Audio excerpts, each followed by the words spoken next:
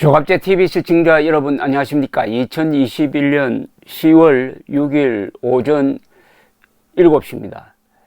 요사이 언론의 경쟁력은 속보 경쟁도 있지만은 칼럼, 논평, 사설이 매우 중요한 듯 합니다.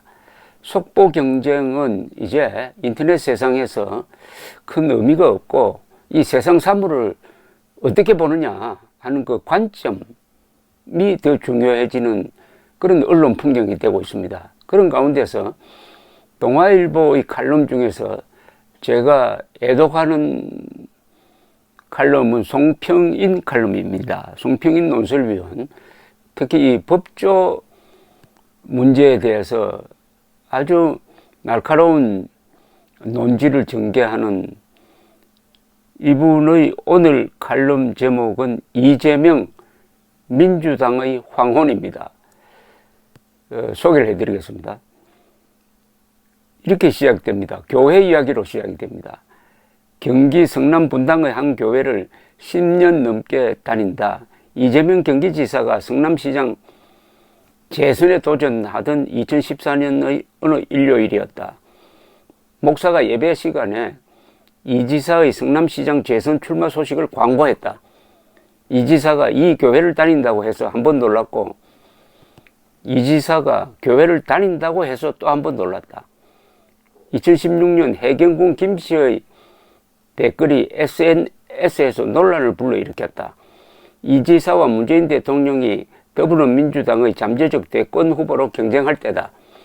해경군 김씨는 문 대통령을 향해 한국말도 통역이 필요한 문어벙 등의 거친 말을 쏟아냈다.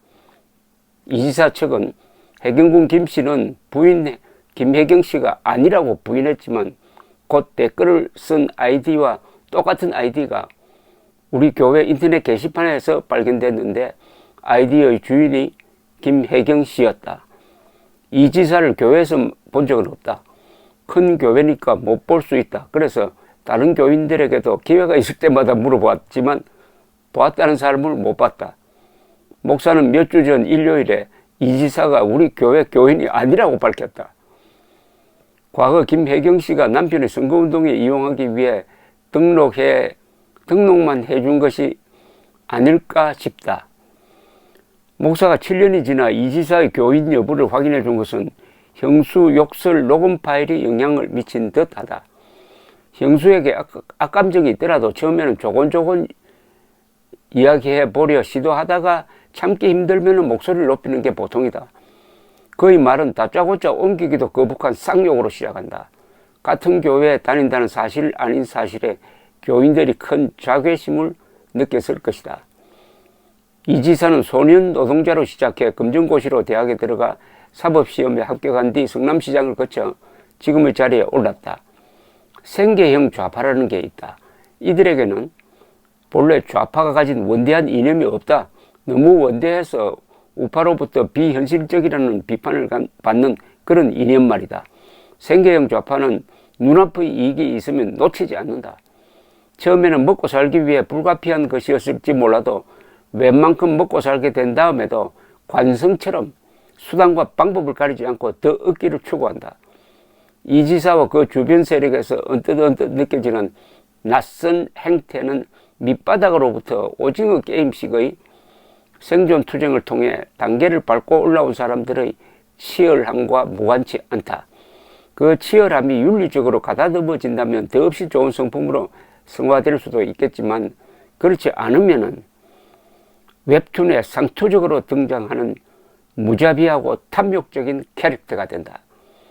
이 지사가 2016년 정부가 매년 성남시 돈 1,051억 원을 빼앗아가려 한다고 주장하며 단식 농성을 벌인 적이 있다. 1,051억 원의 교부금은 분당과 판교 덕분에 부자 도시가 된 성남시는 더 이상 받을 필요가 없고 대신 경기도 내 가난한 시군으로 가야 할 돈이었다. 이 지사는 이마저도 빼앗기지 않겠다고 단식에 들어갔다. 난 그의 스크루지처럼 탐욕스러운 단식을 비판하는 칼럼을 썼다가 그로부터 기레기 공격을 당했다. 당시 민주당 지도부가 나서 무모한 단식이라고 여기고 말렸으니 망정이지 그대로 뒀으면 아무도 동조하지 않는 단식을 중단하지도 못하고 큰 곤란을 겪었을 것이다. 이 지사 주변에는 경기 동부연합의 떨거지들, 건설업체의 삐끼들의 조폭까지 맴돌고 있다. 이익이 될 만한 것의 냄새를 맡는 데는 귀신 같고 한번 냄새를 맡으면 수단과 방법을 가리지 않고 취하려 하고 취한 이익을 어떻게 숨겨 넣어야 하는지도 잘 알고 있는 사람들이다. 이 지사가 민주당 경선에서 승리를 이어가고 있다. 민주당이 생계형 좌파에 권력을 넘겨주려 한다. 저 정당도 수명이 다 했다는 뜻입니다. 이 결론 부분입니다. 이게 이제 민주당이 생계형 좌파에 권력을 넘겨주려 한다. 저 정당도 수명이 다 했다는 느낌이다. 민주당 하면은 문제인식 해석에 따르면은 대한민국 역사에는 3번의 민주정권만 있었다는 겁니다. 그 3번의 민주정권이 누구냐?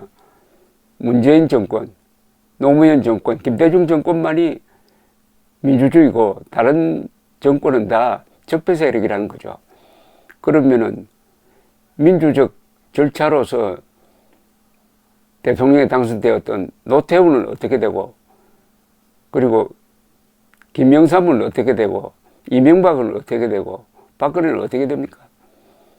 그나마 이런 독선적인 민주주의관을 가지고 있던 이 민주당도 이재명 같은 생계형 좌파에 권력을 넘겨줄 정도가 되었으니까 저 정당도 수명이 다했다는 느낌이 든다. 저도 마찬가지입니다. 지금 이런 이 전과사범, 그리고 반성하지 않는 전과사범, 거짓말을 빛의 속도로 하고 있는, 자기를 합리화시키기 위해서 한전 직원과 노벨까지 소환한 이런 사람이 현재 민주당 대선 후보 경선에서 1등을 달리고 있다는 것은 지금 민주당의 수준을 말해주는 거죠. 지금 민주당이 이재명 수준이라는 이야기입니다. 만약 이재명 씨가 대통령 후보가 되고 3월 9일에 대통령이 된다면은 대한민국 국민이 이재명 수준이라는 논리가 되는 거죠.